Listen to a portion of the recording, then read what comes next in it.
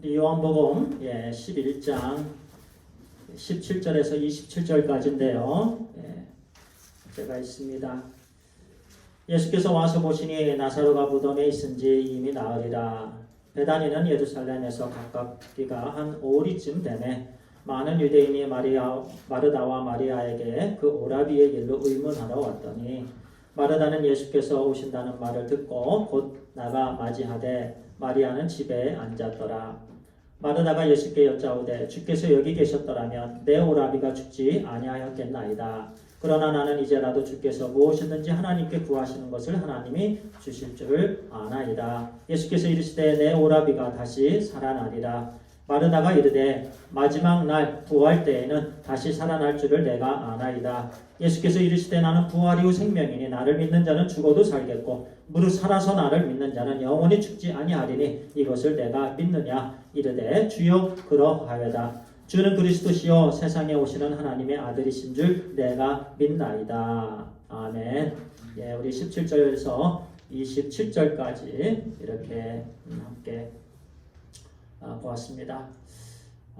지난주에 이어진 말씀입니다. 지난주 일에도 1절부터 요한복음 11장 나누면서요. 이제 한 번 더 이제 말씀을 나누도록 하겠습니다. 그래서 11장은 한 3번에 걸쳐서 이렇게 말씀을 함께 나눕니다. 오늘 특별히 이 말씀을 통해서 우리에게 주시는 예수님과 마르다와의 대화입니다. 예수님과 마르다와의 대화 속에서 우리 하나님께서 기대하시는 성숙한 믿음의 소유자가 누구인지에 대해서 우리에게 주시는 말씀인데요. 오늘 본문의 말씀을 통해서 우리가 참 우리 하나님께서 기뻐하시는 믿음의 우리 주 예수 그리스도의 제자들이 다 되기를 간절히 소원합니다. 사랑하는 나사로가 죽었습니다. 병에 걸렸을 때 마르다와 마리아는요 사람을 보냈지요. 사랑하는 자가 병들었나이다. 그런데 오늘 말씀해 보니까 한 5리쯤 되었다라고 말씀하지요. 5리쯤이면 한 20마일 정도 그 정도 되겠습니다. 한 20마일 정도 되면은요 우리 쉬지 않고 걸으면 몇 시간이면 가겠지요. 한 4시간 정도 한 3시간, 4시간 정도 걸리지 않을까 싶습니다. 그런데 사람들끼리 이렇게 대화를 나누면서 천천히 걸으면 한 20마일 정도면 한 7시간이면 충분히 가죠. 중간에 좀 쉬기도 하고요. 그런 거리에 있습니다. 예루살렘에서 또는 그 당시 예수님께서 계신 곳에서 베다니까지는 가까운 거리였어요. 그러다 보니까요. 이제 사람을 보내서 사랑하는 나사로가 병들었나이다라고 주님께 알렸을 때 바로 그 이후에 얼마 가지 않아서 나사로는 죽었다라고 볼 수가 있습니다. 왜냐하면 이미 죽은 지 나흘이 되었다라고 했기 때문에 그렇게 우리는 추산할 수가 있겠습니다. 그런데요, 지난 주일에도 우리 말씀을 나눴습니다만 4절에 우리 주님께서 제자들에게 하신 말씀이 이렇습니다. 이 병은 죽을 병이 아니라라고 말씀하셨어요. 죽을 병이 아니다. 그때 이제 나사로의 병들었다는 소식을 듣고 주님께서 죽을 병이 아니다. 오히려 하나님 아버지께 영광이 되고 또 나에게도 영광이 되는 그런 부분이다라고 주님께서 언급을 하셨습니다. 그리고 15절에서도요. 내가 거기에 있지 아니한 것으로 인하여 너희에게 기쁨이 된다라고 말씀하셨어요. 주님께서 병든 자에게 계시지 않으심으로 인해서 그러니까 여기에는 어떤 로컬라이즈 우리 주님께서 실제적으로 육신적으로 그곳에 있지 않으신 것으로 인해서 너희에게 오히려 즐거움이 있다, 기쁨이 있다라고 말씀해 주셨습니다. 우리는 이 말씀들을 한 말씀 한 말씀을 마음에 새기게 되길 바랍니다. 오늘 주신 말씀에서도요. 나사로가 죽은 부분으로 인해서 마르다와 예수님과의 대화가 참 중요합니다. 이 대화를 통해서 주님께서 마르다를 인도해 주시는 성숙한 예배자, 성숙한 믿음의 사람으로 인도해 주시는 이 부분을 우리는 깨닫게 되길 바랍니다. 그러면서 우리 각자가 정말 성숙한 믿음의 사람들이 되기를 간절히 바랍니다. 21절에요. 이렇게 말씀하시죠. 주께서 여기 계셨더라면. 자, 마르다가요, 지금 이제 예수님을 만납니다. 예수님을 만나면서 마르다가 그와 같이 고백합니다. 주님께서 여기에 계셨더라면 사랑하는 나사로가 오라비가 죽지 아니하였을 테인데 왜 여기에 안 계셨습니까? 당시 유대인들은요 그런 문화가 있었습니다. 사람이 죽으면은요 한 3일까지는 울었습니다. 뭐 한 7일 정도 이렇게 슬퍼하는데요. 3일 정도까지는 그러니까 영혼이 몸에서 분리가 되면요. 3일 정도까지는 그 영혼이 몸 주위에서 이렇게 방황한다라고 그렇게 생각을 했고요. 그리고 어느 정도 이제 들어올 수 있다. 다시 그 몸에서 떠난 영혼이 들어올 수도 있다라고 생각을 했습니다. 그런데요, 팔레스틴이었기 때문에요, 지역적으로도 또 굉장히 뜨거운 지역이기 때문에 3일부터는 몸이 부패하기 시작을 합니다. 그러면 그들은요, 3일 정도까지는 영혼이 배회를 하지만 그러나 이제는 3일이 지나면서 몸이 부패하고 썩기 시작하면은 몸으로 들어올 수 없다. 이건 또 논리에 맞잖아요. 이제 완전히 부패하기 시작한 몸으로 다시 영혼이 들어온다라는 것은 믿을 수가 없었던 거지요. 그렇게 생각을 했습니다. 그런데 마르다는요, 지금 이렇게 주님께 하소연을 하는 거예요. 주님께서 여기 계셨더라면 죽지 아니하실 것입니다. 그러니까 어느 정도 믿음은 있습니다. 그러나 성숙한 믿음은 아닙니다. 제한적인 믿음입니다. 그리고 믿음의 연약함이 이 부분은 조금 있다 이제 같이 말씀을 나눌 부분이기도 한데요. 장소에 제한이 있는 믿음입니다. 주님께서 여기 계셨더라면 우리도요, 우리 삶 속에서 이와 같이 고백할 때가 있습니다. 주님께서 여기 계셨더라면 또는 이렇게 했었더라면 또는 저렇게 했었더라면 그런 얘기들을 많이 할 때가 있습니다. 어떤 슬픔의 고백이지요. 마음이 괴롭다라는 거지요. 그러면서 그와 같이 원망 섞인 말을 합니다. 나사로의 죽음은 그 당시에 오늘 말씀해 보니까요. 예루살렘에 가던 사람들이 이 집안으로 많이 왔었던 것을 우리가 볼 수가 있어요. 그래서 지난주에 말씀을 나눴던 것처럼 참 유명한 그리고 많은 사람들이 이 나사로의 집을 알았다. 그리고 예수님의 머리에 향유를 붓고 그 머리로 예수님의 발을 씻기던 여인이 마리아였습니다. 그렇게 사도 요한은 설명을 하지요. 그러니까 그 집안이 많은 사람들이 와서 슬퍼하며 눈물을 흘리고 있습니다. 그때 마르다는 주님께 여기에 주님께서 일찍 계셨더라면 죽지 아니하였을 텐데. 그런데 또 계속해서 고백합니다. 그러나 나는 이제라도 주께서 무엇이든지 하나님께 구하는 것을 하나님이 주실 줄 아나이다. 이런 고백을 합니다. 그러나 나는 이제라도의 소망을 그녀에게 있었다라는 거예요. 그러나 나는 이제라도. 자, 보세요.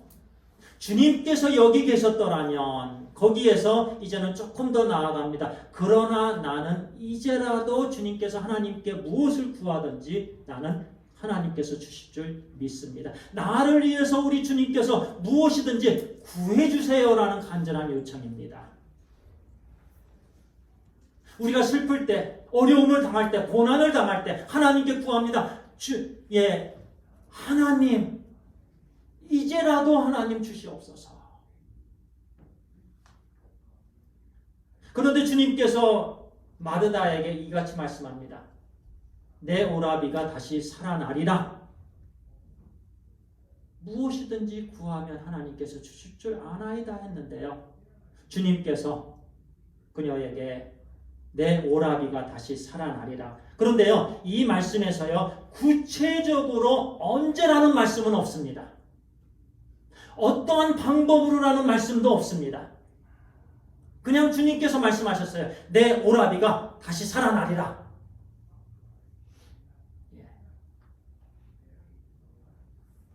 그런데 이 말씀을요, 마르다는 그 다음 말씀을 보면은요, 슬픔에 잠긴 자기의 마음을 의로해 주시는 말씀으로만 들었습니다. 주님께서 나를 사랑하시기 때문에 나의 슬픔, 지금 사랑하는 오라비가 죽었는데요. 사랑하는 가족이 죽었는데요. 정말 힘든 이 시간인데 예수님께서 나를 위로해 주시는 말씀이구나. 또는 그 말씀을 마지막 날에 다시 사는 것으로 마르다는 이해를 합니다. 그 순간에 위로의 말씀으로 이해했고 마지막 날에 다시 살아나는 것으로 이해를 했다라는 말씀이에요. 반절입니다. 여기까지도 완전한 믿음이 아닙니다.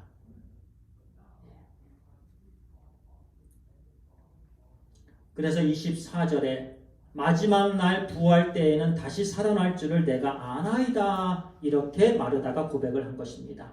자, 이 대화를 우리 마음에 꼭 새기시기 바랍니다. 꼭 기억하시기 바랍니다. 그리고 나서요, 25절에 주님께서 나는 부활이요 생명이니라고 말씀하십니다.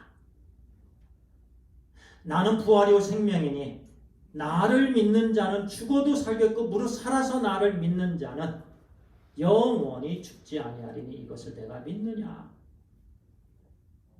나는 누구누구이다. 에고 에이미가 나옵니다. 요한복음에는 7번이나 나는 누구이다. 나는 세상의 빛이다. 나는 생명의 떡이다. 나는 양의 문이다.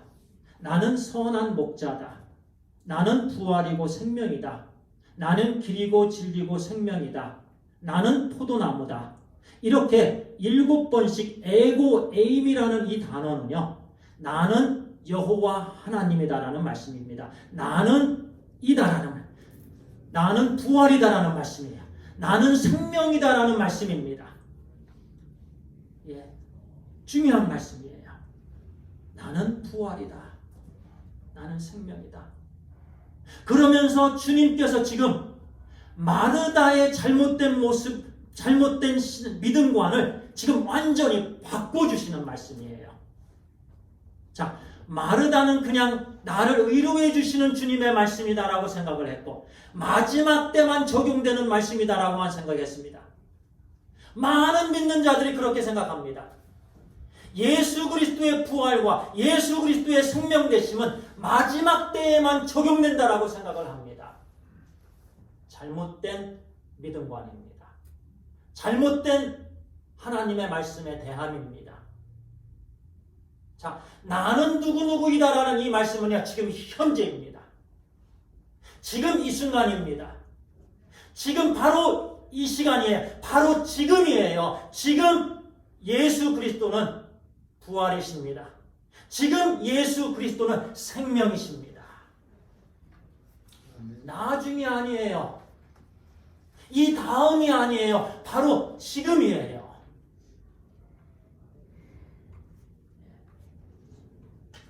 죽어도 살겠고 예수 그리스도와 연합된 자들은 죽어도 산다. 예수님과 연합했기 때문에 그렇습니다. 예수님을 주님으로 모셨기 때문에 그렇습니다. 죽어도 사는 거예요. 그런데 무릇 살아서 나를 믿는 자는 영원히 죽지 않게 됩니다. 예수님을 주님으로 영접했기 때문에 그렇습니다. 예수님께서 부활이시기요, 예수님께서 생명이시기 때문에 그렇습니다. 예수님만이 부활이십니다. 예수님만이 생명이십니다. 지금 이 순간입니다. 그리고 영원합니다. 인간은 부활과 영생의 주이신 예수님과 어떤 관계를 맺고 있느냐가 중요합니다. 부활의 주인, 생명의 주인이신 예수님과 나는 지금 어떤 관계를 맺고 있느냐? 예수님과 관계를 맺지 않는 사람은 살아있어도 죽은 사람입니다. 그러나 예수님과 관계를 맺고 있는 사람은 아무리 내가 지금 어떤 환경에 처해 있어도 나는 하나님의 아들, 딸들입니다. 나는 영원히 산 자입니다. 나에게는 이미 부활이 주어졌습니다. 그래서 지금 내가 예수님과 어떤 관계를 맺고 있느냐 너무나도 중요합니다. 나는 부활이요 생명이다. 에고 에이미. 예수님께서 나는 부활이고 생명이다라고 선언한 이 선언은요, 이 말씀은요, 예수님을 믿는 자들에게 주시는 말씀입니다. 예수님을 믿지 않는 자들에게 주신 말씀이 아닙니다. 모든 자들에게 해당되는 말씀이 아닙니다. 지금 내가 아는 어떤 사랑하는 사람이 있습니다. 내가 아는 어머니가 있습니다. 내가 아는 아버님이 있습니다. 내가 아는 형제가 있습니다. 그 사람한테는 만약에 그 형제가, 만약에 그 자매가, 만약에 부모님 중에서 그 누구가 예수님을 주님으로, 예수님을 구세주로 영접하지 않았다라면 결코 해당되는 말씀이 아닙니다. 오직 예수님을 믿는 자들에게만 해당이 됩니다.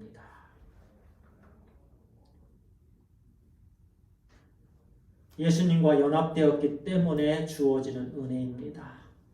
예수님을 영접했기 때문에.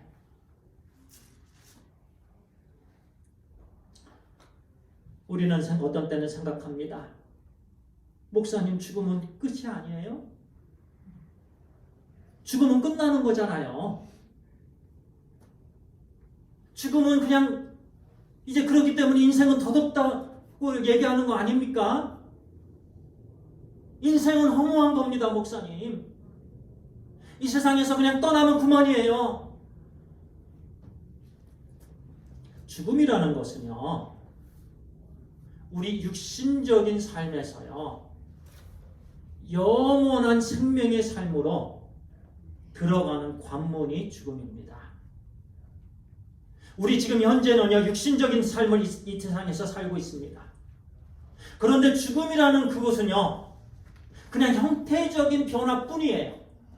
주님께서 보시기에요, 우리는 쭉 이어지는 거예요. 인생은 이 현세에서 내세로 그냥 쭉 이어지는 건데, 죽음은 그냥 형태적인 변화뿐입니다. 육신적인 세계에서 영원한 세계로 들어가는 문이 죽음입니다. 실제적으로 중요한 것은요, 영원한 내세의 삶입니다. 이 세상에서 이 짧은 세계는요, 그렇게 중요하지 않습니다. 눈에 보이는 잠깐입니다.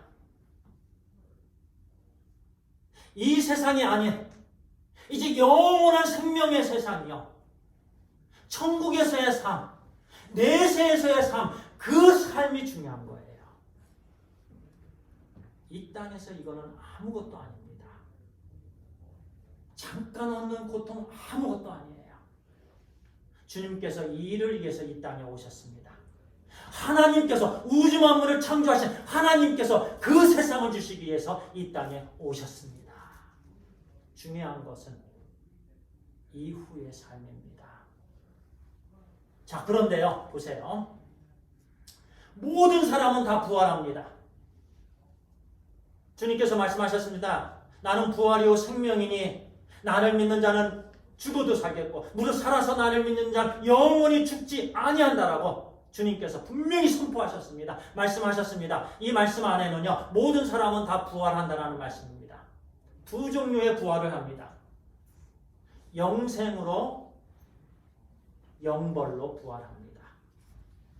영생으로 부활한다는 말씀은요, 영원히 하나님과 관계를 맺는 것을 말합니다. 영원히 하나님이 주인이십니다. 영원히 하나님이 빛이 되십니다. 영원한 기쁨과 영원한 즐거움이 있습니다. 영원한 행복이 있습니다. 왜냐하면 하나님과 관계가 영원하기 때문에 그렇습니다. 그것이 영생입니다. 모든 사람은 똑같이 부활합니다. 그런데 누구는 영생으로 부활하고요, 영벌로 부활한다는 말씀은 무슨 말씀이냐면요, 자, 영벌은요, 영원한 심판입니다. 영원한 고통입니다. 영원한 북구덩이고 영원한 고난입니다. 영원한 아픔입니다. 하나님의 관계가 단절되기 때문에 그렇습니다. 하나님이 아버지가 되시지 않습니다. 하나님이 주인이 되지 않습니다. 하나님이 단절된 곳은요, 그곳은 영원한 불구덩이입니다. 영원한 고통이에요. 그렇게 심판의 부활이 바로 예수 그리스도를 영접하지 않은 사람들이 그와 같이 내세의 두 번째 심판을 받게 되는 것입니다. 그런데 우리 주님께서요, 나는 부활이고 생명이다라는 말씀은 그래서요, 예수 그리스도 안에 있는 사람이고, 그래서 주님께서 마르다에게 질문합니다. 이것을 내가 믿느냐? 중요한 질문을 하는 거예요. 믿는 자에게 주시는 은혜이기 때문에 이것을 내가 믿느냐? 그 다음에 마르다는 고백합니다. 그렇습니다. 나는 주님이 그리스도임을 믿습니다. 그리고 이 땅에 오시는 하나님의 아들이심을 믿습니다. 그 다음 말씀에 바로 고백합니다. 예수님은 그리스도이십니다. 그리고 하나님의 아들이십니다. 이 믿음의 고백이 얼마나 중요한 고백인 줄 아세요? 자, 여기까지 말씀을 드리고 오늘 우리에게 주시는 교훈의 말씀입니다. 그러면 성숙한 믿음의 소유자는 누구입니까? 한계를 넘는 믿음의 소유자입니다. 한계를 넘는. 모든 인간에게 있어서요, 믿음을 가로막는 두 가지 제한이 있습니다. 역경이 있습니다. 시간과 공간입니다. 이 시간과 공간 때문에 우리는 성숙한 믿음의 삶을 살지 못하게 됩니다. 첫 번째는요, 시간인데요. 자, 마르다가 이렇게 고백합니다. 주님께서 여기에 일찍 오셨더라면 이것이 시간의 제약입니다. 그 말씀은 무슨 말씀인가 하면요, 주님께서 여기 계셔야만 역사가 일어난다라는 잘못된 믿음입니다. 성경에 보면은요, 백부장의 신하를 주님께서 가지도 않고도 고쳐주셨습니다. 성경에 보면은요, 하나님께서 말씀 한마디로 하늘과 땅을 지으셨습니다. 그곳에 가지 않으셨습니다. 그런데 오늘날은 사람들이 이렇게 생각합니다. 기도원에 가는 건 좋습니다. 그런데 기도원에 가야만 은혜를 받습니다 라고 생각합니다. 저는 말씀드립니다. 기도원에 가는 건 좋습니다. 그런데 기도원에 가야만, 어제 주신 말씀도 그렇습니다. 이스라엘 백성들이 베델로 갔고 길갈로 갔습니다. 베델에 가야만 하나님의 역사가 있는 줄 알았습니다. 길갈에 가야만. 이것이 우리의 성숙한 믿음을 방해시킵니다. 그래서 마르다에게는요, 그가 반쪽 신앙이었던 것은요, 주님이 여기에 계셨더라면.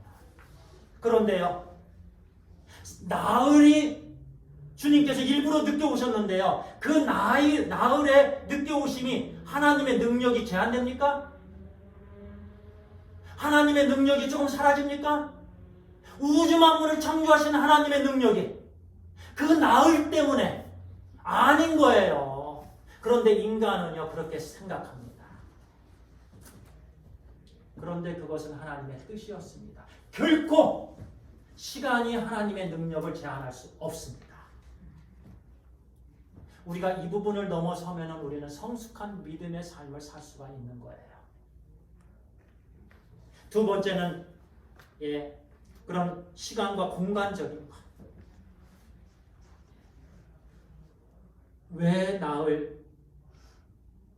왜 주님이 그렇게 허비를 했습니까? 그러면서 우리도 여러 가지 참 불평할 때가 있습니다. 자, 그때요 주님께서 마르다에게 오라비가 다시 살리라. 그리고서 이제 무덤에 가셨습니다. 무덤에 가셨지요. 오늘 말씀에 보니까요.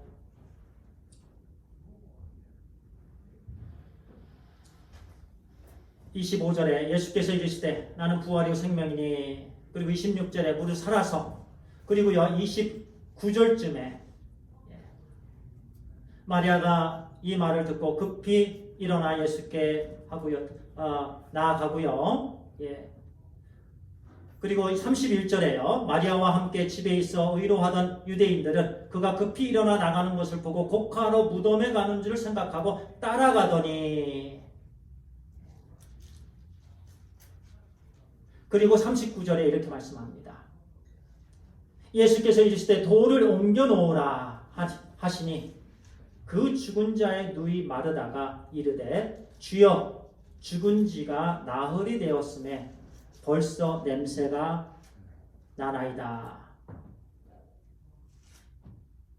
자, 주님께서요 지금까지 계속해서 말씀해 주셨습니다. 죽을 병이 아니다라고 말씀하셨고, 이것은 아버지의 영광을 위한 것이다라고 말씀하셨고, 마르다에게는 개인적으로 다시 살아나리라고 말씀하셨고요. 그런데 이제 실제적으로 순종의 부분에 들어갑니다. 무덤 앞에 갔습니다. 그러면 주님께서요 무덤 문을 이제 옮겨 놓아라. 자, 지금까지 말씀하셨어요. 여러 가지 말씀들을 이미 주셨습니다. 그런데 마리아는 다시 주님께서 모르시는 줄 알고 썩은 냄새가 납니다라고 확인시켜 줍니다. 주님 결코 안 됩니다. 살아날 수 없다는 거예요. 이미 4일이 됐습니다. 3일부터는 이미 부패합니다. 냄새가 납니다.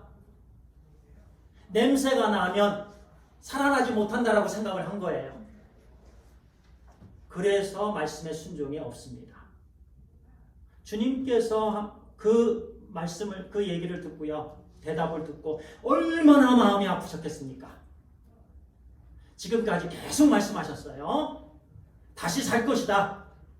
죽지 않는 병이다. 하나님의 영광을 위한 거다. 그러면 마리아는 그 말씀을 들었으면 무덤 문을 열으라고 했을 때, 예 주님 알겠습니다 하고 무덤 문을 열었으면 됩니다. 그것이 진짜 순종입니다. 그것이 진짜 믿음입니다. 그런데 이렇게 대답합니다. 냄새가 납니다. 그 다음에 주님께서 이렇게 말씀합니다. 예수께서 있을 때 내 말이 얼마나 답답하셨어요. 내 말은 이거다라는 거예요. 내가 믿으면 하나님의 영광을 보리라 하지 아니하였느냐? 내 말은 이렇게까지 지금까지 얘기했다. 왜 말을 안 듣느냐? 내 말은 이것이다. 왜 내 말을 자꾸 믿지 않느냐? 주님께서 너무나도 답답하셨어요. 왜 내 말을 다르게 해석하느냐라는 거죠. 왜 내 말을 위해 네 경험을 들으냐? 왜 내 말이 지금 부패한 냄새를 드러내느냐? 냄새나는 게 더 먼저냐? 내 말이 더 먼저냐라는 거예요. 주님의 말씀이 더 먼저입니다. 주님의 말씀이 더 중요합니다. 우리 현상에서 보이는 그 어떤 환경보다도 주님께서는 능력의 하나님이십니다. 그 순간 주님께서 너무 답답하셨습니다.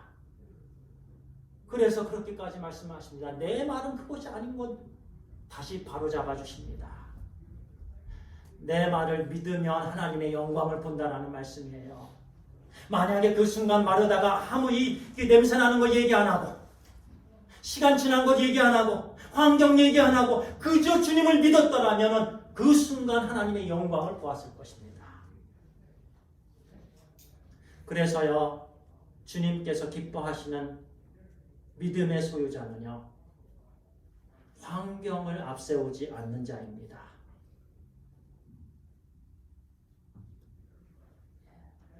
나의 경험을 말씀 앞에 놓지 않는 자입니다.